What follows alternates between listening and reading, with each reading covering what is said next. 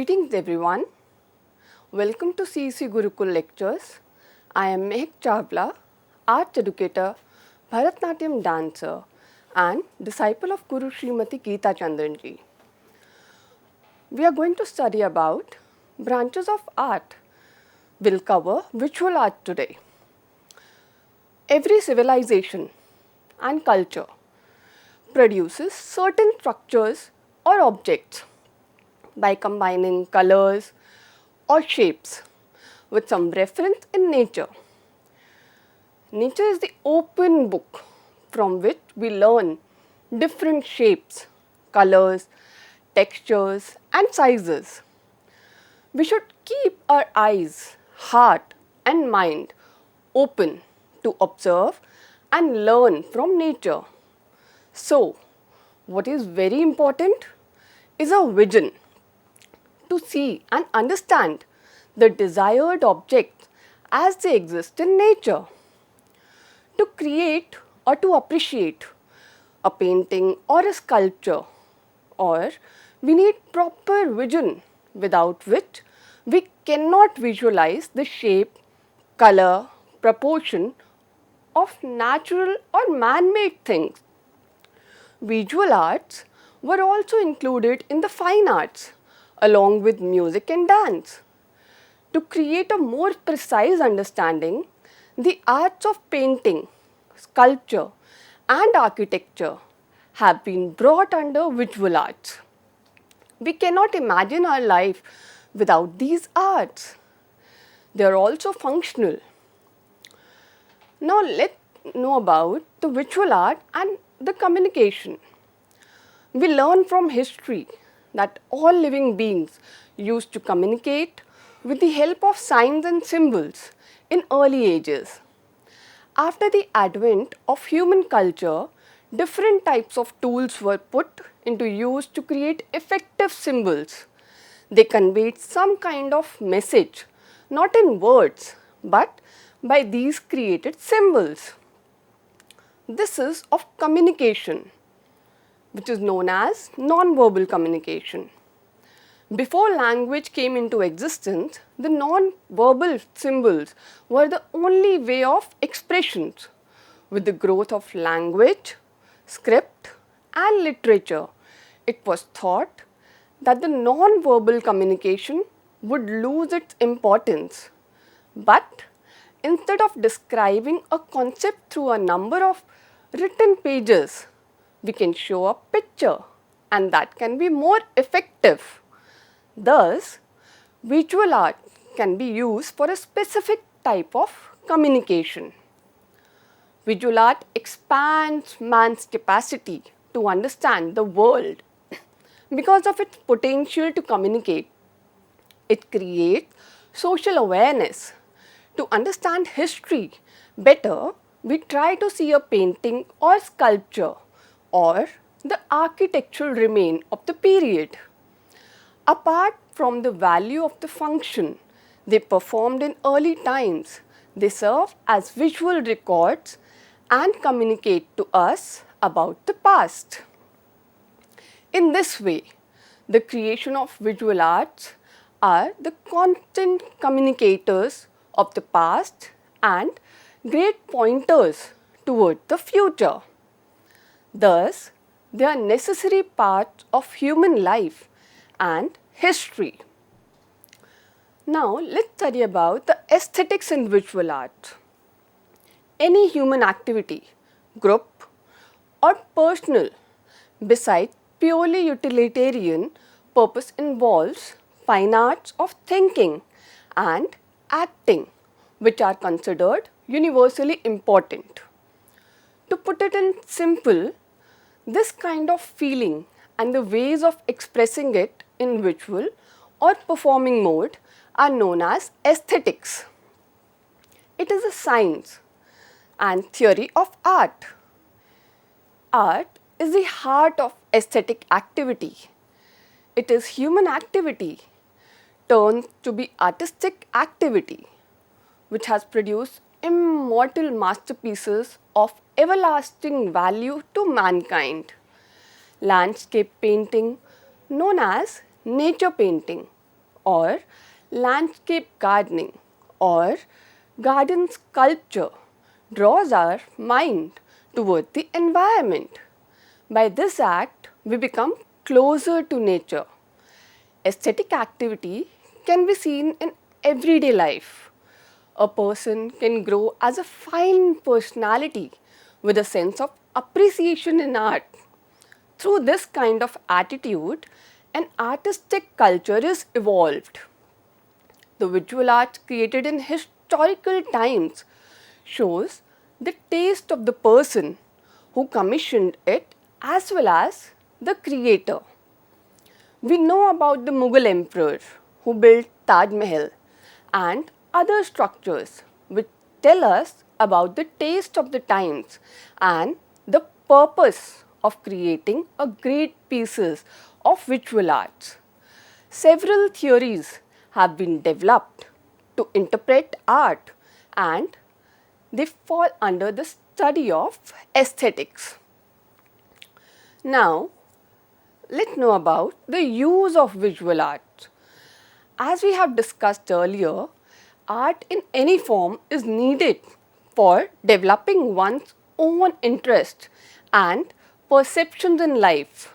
But architecture is the most functional among the visual arts because man always wants to live in a comfortable place according to his own taste. Sometimes he may have to live in a place already designed by somebody. So, design and plan are the important elements of architecture. In the field of religion, visual arts like sculpture and painting were used to communicate the principles of religion to common people, the creation of the world, the story of the early human beings, Adam and Eve, and how they emerged as children of God is portrayed effectively in Sistine Chapel in Italy in an artistic piece of the Italian Renaissance of 15th century AD. Similarly, in India, the Buddha's life is beautifully narrated in a story form in the paintings of Ajanta. We learn many things by visiting a palace, temple, mosque or mansion. They give us information about the lifestyle of a person who lived in a particular period. Some of the principles used there in design are applicable to all times. You must also have noticed that to make the place beautiful, some paintings or sculptures are placed in different locations. This would serve as the visual record of the tastes of a person. When you feel that you wish to relax or spend time in a meaningful way, you can go in search of a pleasant place or an art show or even a museum. When you spend time appreciating the artwork, you learn many things and you will refresh your mind. This is the actual use of art. History of art as a discipline studies the evolution, development and current trends in art. An artist may be a sculptor or a painter or a designer and even architect, and they are professionals whose work is as important as that of scientists, engineers, doctors, teachers or advocates. Visual art as a profession has been in practice for a long time throughout the world. There are examples of kings and emperors like Akbar giving state titles and royal treatment to painters and the employing court artists. Even today, in advertising, film, publication, industry and construction projects, designers, painters, sculptors, and architects are required. The use of visual arts is equally high today as in earlier times. Only the trends and applications are modified. Since visual arts are the best used in media and communication, they adopt the changes easier than the performing arts. Now let's study about the types of visual arts. Traditionally, the visual arts were believed to include drawing, painting, sculpture and architecture. But along with these, many more arts have been joined the framework of visual arts, as the trend today is to see and believe through visual language and communication. To show any concept in an interesting way, if you present it using the elements of visual arts, you will communicate better. In the present world, everything depends on visual impact. To sell any product, advertisement is necessary with relevant visuals or pictures or with video clippings. These can be created using photography or videography in the framework of design. So, in the present day context, apart from drawing, painting, sculpture and architecture, advertisement, photography, videography, film, television and all other arts associated with them fall into the category of visual arts. Now, let's study in detail about painting. Painting has been a very powerful medium of art in India. Painting as an art in India has a long heritage and history.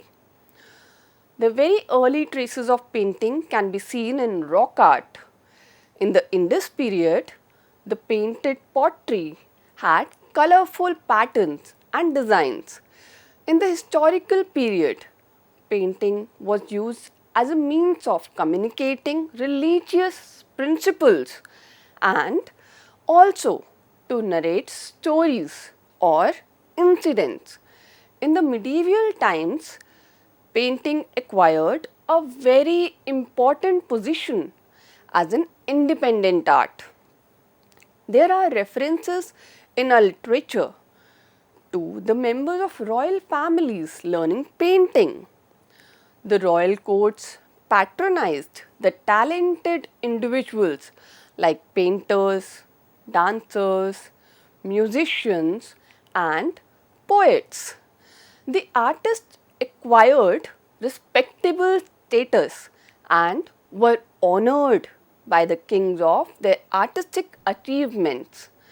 Emperor Akbar patronized Baswan, Khwaja Abdas Samad and many other artists. They are responsible for the development of Mughal miniature school. Now, let's study about the early painting, which was rock art. It belongs to the Stone Age, which is generally assigned to the prehistoric period, a period from which there are no written records.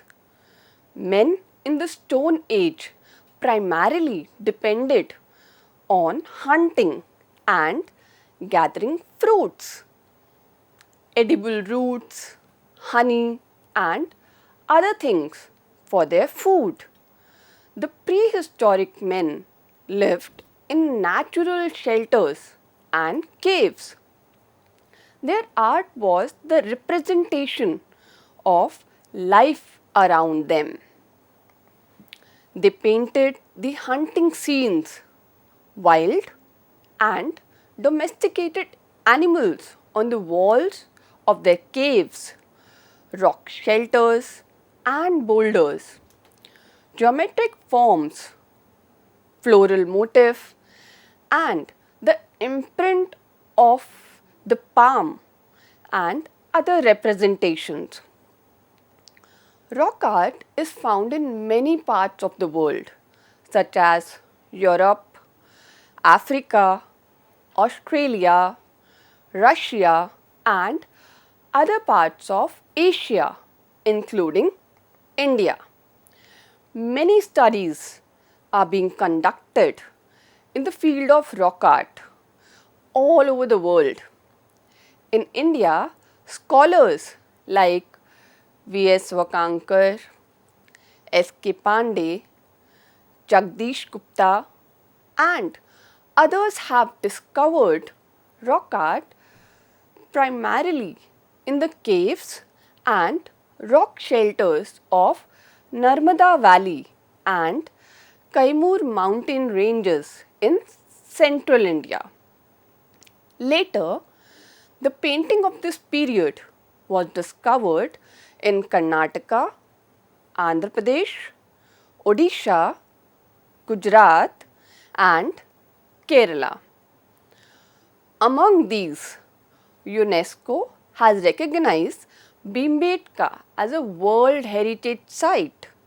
These paintings are dated to 10,000 and 1000 BC, but the tribes of this area continued to paint till the 18th century. The paintings are done in the style of line drawing. Sometimes only the outline is heavily drawn.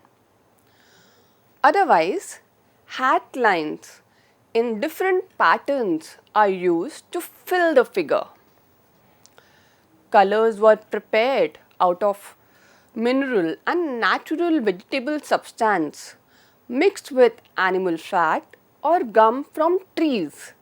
They directly applied this mixture of color on the rock face to allow it get into the pores of the rock. After a period of time, the paintings became permanent. These paintings sometimes have a religious or magic purpose and sometimes is a natural expression of the world around them. Whatever the purpose of these paintings, the rock art is a record of early man and his life. It is important to know that the instinct to paint is not just in modern man, but was also very much within the caveman. Let's study about historical painting. With the establishment of Mauryan rule, the historical period commences in India. Since then, the dates and events have been recorded in the form of stone and copper plate inscriptions. But the painting of Mauryan and Shung period are not yet discovered. Thus, the earliest historical painting in India is attributed to the period of Satavahanas, who ruled from 200 BC to 224 BC. In the historical period, painting was used as a means of communicating religious principles and also to narrate a story or incident. In the medieval times, painting acquired a very important position as an independent art. The world famous Ajanta paintings have a long history. Earliest paintings at Ajanta in the cave 9 and 10 are considered to belong to the time of Satavahanas. The Brahmi inscriptions of that period in these caves inform us about their rule over this area. Jatka stories concerning the life of Buddha are the subject matter of these paintings. Further, during Gupta, Pallava, Chalukyan, Chola and Vijayanagar period, the art of mural painting flourished. Now, let's study about the ancient texts on Indian painting. Indian tradition attributes the origin of art to sage Narayan. He created the beautiful Apsara Urvashi and also drew the beautiful picture of Urvashi. Then Narayan taught the visual art to Vishwakarma, the celestial architect. He painted beautifully the entire universe. The first pictures were created by such painters. Further, Vishwakarma created three-dimensional images, the sculptures and architecture. So, Vishwakarma is considered the pioneer of Indian visual arts. In India, art has been handed down as a practicing tradition from the most ancient times. The techniques and methods of art are found in written form in ancient texts. They are independent texts from early times of dance, music, sculpture and architecture. But we do not get an independent text on painting. However, several texts contain a chapter on painting. The texts which have given the information on painting are Chitra Sutra, a chapter from Vishnu Dharmottara, Naradiya Shilpa, Abhilashit Arth Chintamani, Saraswati Shilp, Chitra Lakshana, a section from the 16th century text known as Shilpa Ratna.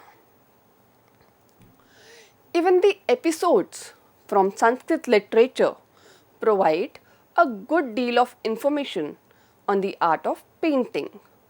All information on drawing or sketching, coloring and making of a picture is given in these ancient texts. The oldest text is Vishnu Dharmottara Puran, which belongs to 5th or 4th century AD. It contains an independent chapter on all art form practiced in India. The chapter on painting is known as Chitra Sutra.